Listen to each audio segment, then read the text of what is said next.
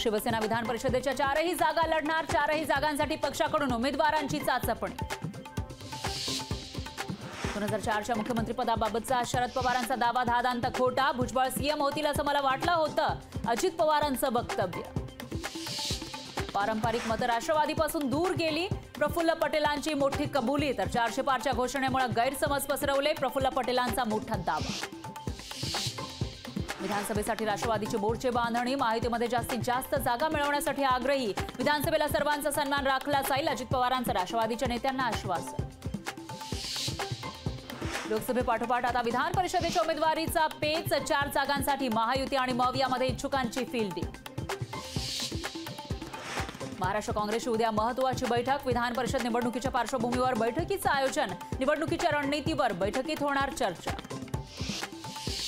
बीड जिल्ह्यामध्ये मराठा विरुद्ध वंजारी संघर्ष। मराठ्यांवर वंजारी समाजाचा बहिष्कार। देवळातल्या बैठकीमध्ये वंजारी समाजाची बहिष्काराची घोषणा।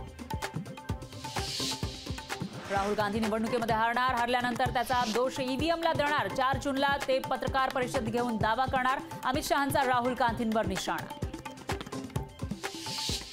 अजितदादांची राज्यामध्ये आचारसंहिता शिथिल करण्याची मागणी। आचारसंहितेमुळे शासकीय निर्णय घेण्यास अडचणी। अनेक कामं आचारसंहितेमुळे रखडल्याचा अजित पवारांचा दावा। मनुस्मृतीच्या अभ्यासक्रमातील समावेशावरून वादंगा। मनुस्मृतीमधील चांगले श्लोक घेतल्याचा केसरकरांचा दावा। तर मनुस्मृती अभ्यासक्रमात येऊ देणार नाही, अजितदादांचा निर्धार। यवतमाळ जिल्ह्यामध्ये आजीबाईंची कमाल। 60च्या वयात 10वीच्या परीक्षेमध्ये 98% गुण। यवतमाळ जिल्ह्यात अव्वल नंबर पटकावला।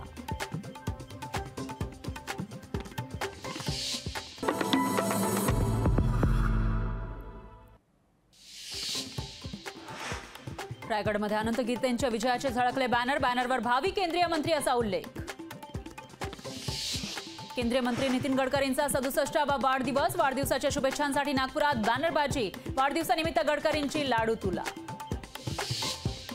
विठ्ठल रुक्मिणी मंदिराचं जतन आणि संवर्धनाचं काम सुरू। सागवानी लाकडापासून मेघडंबरी बनवण्याचं काम अंतिम टप्प्यात। नाशिककरांवर पाणी कपातीची टांगती तलवार। शहराला पाणी पुरवठा करणाऱ्या गंगापूर धरणानं गाठला तळ। जिल्ह्यातील धरण साठा 16.37%वर।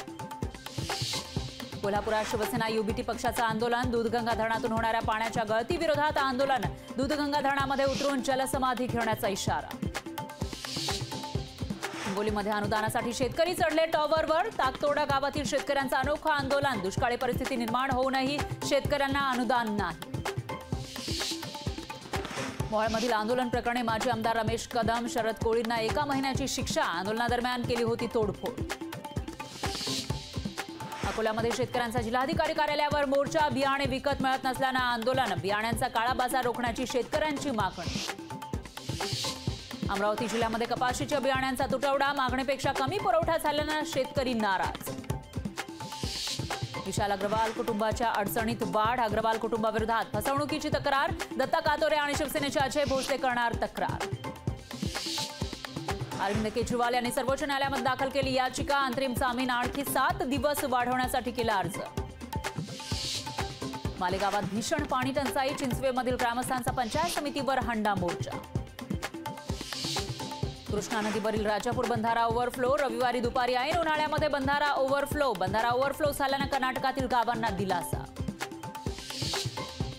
बुलढाण्यामध्ये अनेक ठिकाणी अवकाळी पाऊस। वाऱ्यामुळे अनेक घरांचे पत्रे उडाले। संभाजीनगर जिल्ह्यामध्ये अवकाळी पावसाची हजेरी। सिल्लोड तालुक्यात वीज पडून 6 जनावरांचा मृत्यू। 15 ते 20 गावांना अवकाळीचा तडाखा। राजकोट। लोकशाही मराठी ऐका, पहा, जागरूक रहा।